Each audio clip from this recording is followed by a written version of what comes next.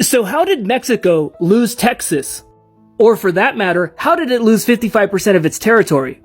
In order to understand what happened, you have to look back at Latin America's various wars of independence. In 1808, France, under Napoleon Bonaparte, conquered Spain. He then installed his own brother, Joseph Bonaparte, as King of Spain.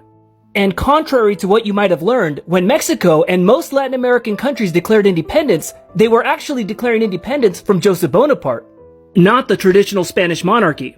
The lack of a legitimate monarchy in place led to massive civil wars all across Latin America.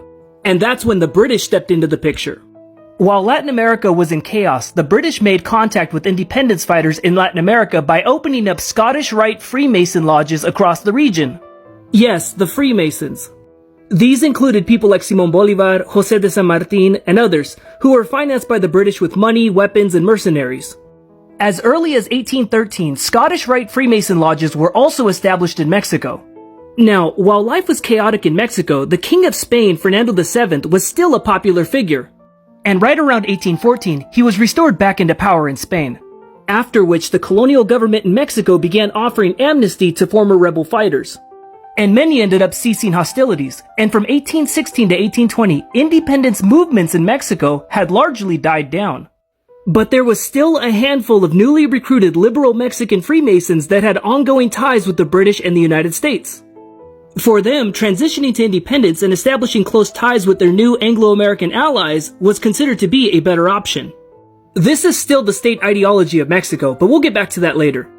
Now, as these events were happening in Mexico, Spanish bureaucrats in Spain attempted to install a new constitution across the vast Spanish Empire.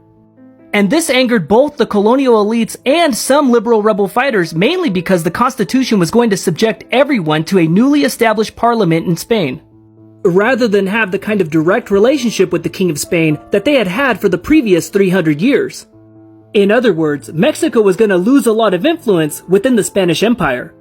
So, in an interesting twist of fate, it was actually Mexico's conservative colonial military, yes, the colonial military, that switched sides and took charge of Mexico's movement for independence.